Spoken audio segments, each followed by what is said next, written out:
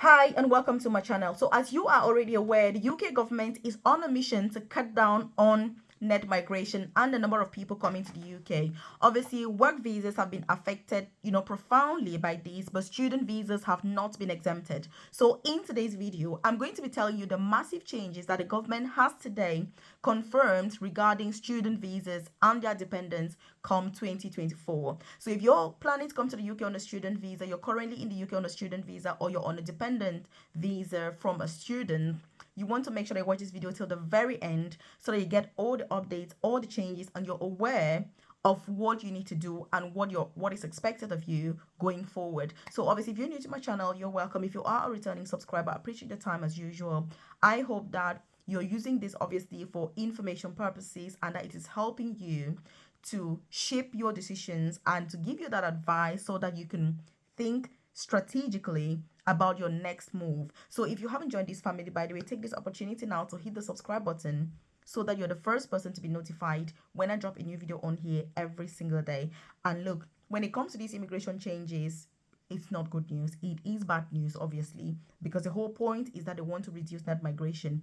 And there are massive, life changing, and drastic changes when it comes to student visas from 2024. So, by the way, I do have a free newsletter where I send information such as this directly to your inbox so that you don't miss out, reliant on the YouTube algorithm, which obviously like a yo yo. And I send info about free visa sponsorship opportunities, directly to your inbox. I send information about career progression opportunities to your inbox. I dropped a video on here this morning talking about the changes when it comes to who can bring dependents on work visas. And career progression is something that if you don't progress in your career in the UK, you will not be able to bring any dependents to the UK, even when you are a British citizen. So career progression is something that I cannot overemphasize. And if there's one thing you're going to take from my channel going forward to 2024 is that you must progress. If you're a carer, you can't end there because you won't bring your dependents. You need to progress so you can earn more and be able to bring dependents. Obviously, if you join that newsletter, by the way, it's completely free. Check the comment section below. I've dropped the link on there. It won't take you 20 seconds. You drop your name and email, and you're part of the newsletter, and I send that info directly to your amazing inbox. Also, work from home opportunities, side hustle ideas. As you know, UK visa fees are over the roof, very expensive. It's the most expensive country to move to when it comes to visa and immigration fees, but they know it's the law of demand and supply. People want to move to the UK irrespective of the fees, and so the government is aware of that. And so doing these side hustles is going to help you to get more money. So that's what I'm all about, obviously. So do make sure that, you're checking that out and that you're getting that info directly. Also, you're going to find my contact details on there. There's my WhatsApp number as well as my email address. If you're watching this and you've got any questions, concerns, leave that in the comment section below. But if you're started thinking, Melvis, as you're going on about this, I've got something really personal. I don't want to drop it on YouTube because I know a lot of things are not YouTube material. Then get in contact with me. Like I said, check the comment section. You're going to find my contact details on there because these are drastic rules, drastic laws, and you must be ahead of the game. And let me tell you one thing, by the way, I love apprenticeships. I've done 2 apprenticeships in the UK. My first apprenticeship, I studied nursing as an international student, by the way, if you're wondering. And after that, I did an apprenticeship in mentorship in nursing, which was master's level, and then I've completed another apprenticeship this year in advanced clinical practice, which was 3 years. So this is how you should be studying in the UK. Instead of going for a student visa, we're going to have all these restrictions. The best thing right now, more than ever before, is applying for apprenticeships. I cannot stress that enough. With an apprenticeship, they're going to pay you to work, and study and pay your tuition fees. Apart from the fact that you don't have those ridiculous tuition fees of 20,000 per year for courses that have no guarantee, they add no value whatsoever, you know that you're not going to get a job from that course. It is not worth it. So apprenticeships, that's the way to go. Like, if you're going to take one thing from this video, do me a favor and focus on apprenticeships rather than a student visa, because it's not worth it now.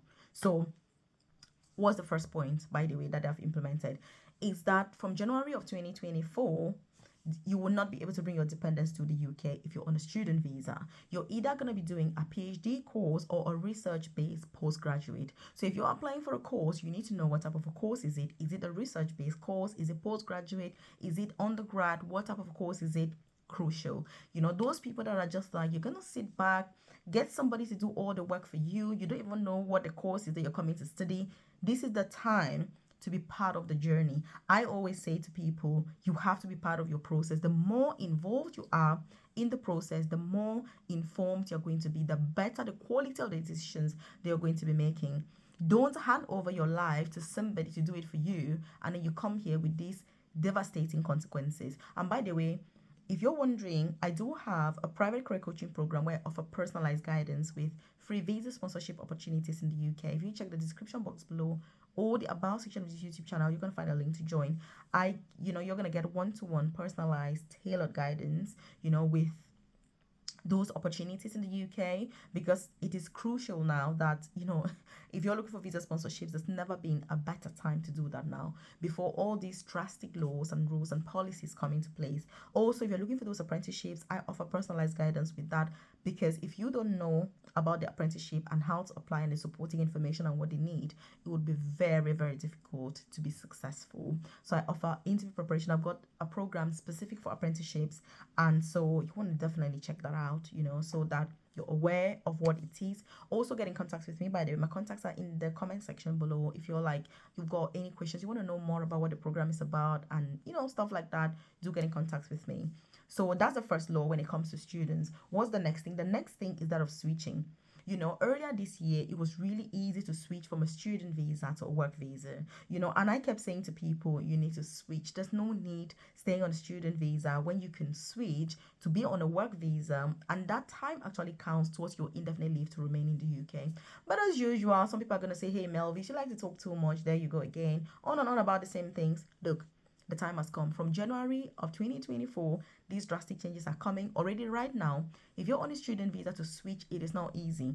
And when you're switching, you need legit jobs, because if you spend 20,000 studying in the UK, then you try to find an illegal way to switch your visa, you're going to end up still with no job, because you may get visa sponsorship, carer visa, but you may not have a job, and it's going to lead to the fact that still you need to be looking for a job. Like, it is very heartbreaking. So you don't want to do that. You want to focus on the legit pathways, which is looking for a job the traditional way. Apply for jobs, get your CV done, prepare for the interview, know what is needed, and go do the interview and get a job offer. There's no other option than that. If you're part of my private coaching program, you know how I stress about this. There's no other pathway. You may think that you're getting a shortcut, but it's going to come back to you at some point in time. So you need to be careful. So that's one of the changes as well that has been implemented regarding student visas. And so the next thing is that of the post-study visa, which is something that is crucial. By the way, if you're watching this, do share this with your colleagues, friends, loved ones, student friends, dependents, family back home and in the UK that are currently considering these pathways. Because if you're considering the post-study visa is something that has been amazing. It was reintroduced by Boris Johnson when he was Prime Minister, after it was scrapped by former UK Prime Minister David Cameron and Theresa May when she was the Home Secretary. I remember, I was in the UK at the time when this happened. So it was a massive breath of fresh air when this was reintroduced, and that has led to thousands and thousands of international students moving to the UK, knowing that the ultimate gain and everything is to get a UK work visa.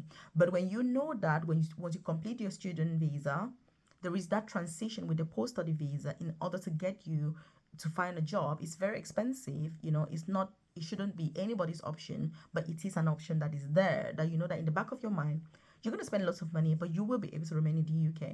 The plan, therefore, is to scrap it completely. In fact, what the government has said today, and in the official documents for these changes, they have commissioned the Migration Advisory Committee, which is the independent body that advises the UK government on which jobs to recruit from overseas, which visas they should be giving, which visas they should reduce, which visas they should get rid of, and all that. The government has formally asked them to review the post-study visa, and they are recommending 2 actions. So the review is going to lead to 2 possible outcomes. Obviously, this is not something that is confirmed yet, because the government has only just today asked the Migration Advisory Committee to review this visa.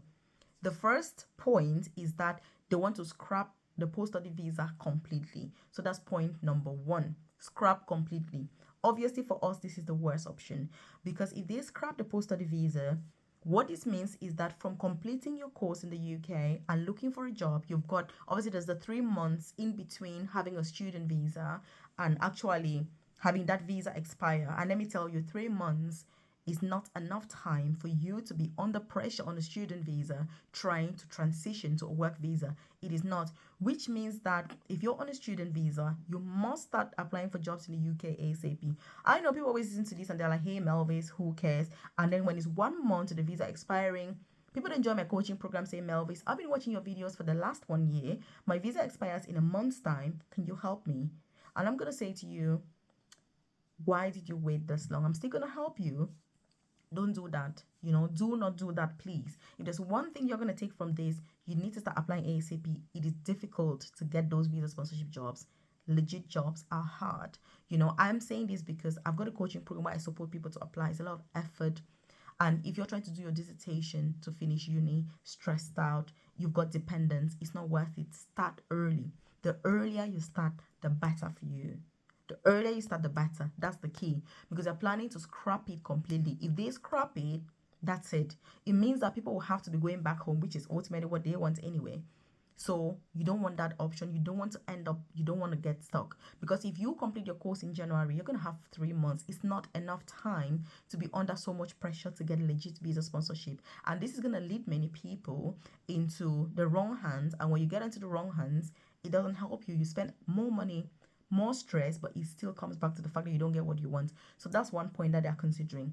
The other point that they're considering is to reduce the post-study visa duration from 2 years to 6 months. I think this is in fact, this is the best outcome that we want. Obviously, the best outcome is maintain the 2 years, but I think it's highly unlikely that they're going to maintain it because the post-study visa, introduction of the post-study visa is the reason why the numbers have skyrocketed and they are really, really high. So pushing for 6 months, I think is going to be a good outcome for all of us, which means that from when you complete your course, you only have 6 months on a post-study visa and then you have to transition into something else. But the truth is that it is very expensive. It's a lot of money to spend for 2 years, but it's even more money to spend for only 6 months visa.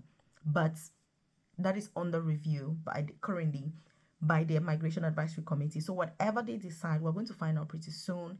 And because they have made, even the Migration Advisory Committee has made quite, a massive recommendations, obviously, when it comes to the shortage occupation list, which I'm going to be dropping a video next about that. You want to see which jobs are going to be offering visa sponsorship, which ones will not, from the confirmation that we've now had from the government. These are huge, significant changes. And I think that, everybody needs to really be on top of their game if you want to get a UK visa going forward. Because not only is it going to be a lot tougher, but the competition is going to be very high. Because if you have ever thought that it's challenging to get a UK visa, it's going to be even more challenging getting those jobs because you've got more people scrambling, people that want to get in as carers before everything. So your CV needs to be top notch. Your application needs to be on sleek. Your interview skills need to be impeccable because employers also have a wide variety to choose from. And this is something that is great for the employers, but for the candidates applying, it's an absolute nightmare. So again, what do you think about these changes? Obviously, they aren't the best, but what do you think? What do you wish for? What should the outcome be? Are you affected by any of these changes? What is your situation right now? Are you already in the UK? Is still planning to move to this amazing country? And by the way, if there's one thing that you're sat there thinking, is it worth me coming to the UK? It's well worth it. It's an amazing country. There are loads of opportunities, especially if you know how to take those opportunities. The problem is that many of us are in the UK, but we don't know how to go about those opportunities. And I think that's the biggest challenge that many of us face. So you want to make sure that you make hay while the sun shines. You are associating with people that are going to push you, success-driven individuals that understand the opportunities that this country has to bring and that know what you need to do to get those opportunities. Otherwise, you're going to get stuck behind. It is not worth it. And obviously, you're watching my videos, you better be part of the top 1% of people that are heavily invested in their personal and professional development. So during our live session this Thursday, we're going to be focusing more on these changes. We're going to be dissecting each of these changes, going through each one thoroughly to see exactly what it means, how it's going to affect all of us, and what we all need to be doing in order to significantly reduce the impact, the adverse effects of all these changes. So do share this video, by the way, with your friends, loved ones, colleagues, family members, you know, whether they're students in the UK, they're out, so that they're informed about all of this. For me, you know, if I was to come to the UK today and I was considering a student visa route, it would depend on the course. There are courses that would 100% guarantee you a job in the UK. You know, I've done extensive videos, detailed information about those courses. That's what I would go for. That's, you know, but everybody's different. You know, some people have their own way of thinking. Obviously, as adults, it's your own responsibility and accountability. That's why you're in charge, obviously, but I can only say that life is going to be tough. You know, it is worth coming to the UK, but you need to do so the right way, otherwise it's going to be really hard. So check out this other video that I've linked up specially for you, just to give you more information about some of these changes. I'll see you in this video right here.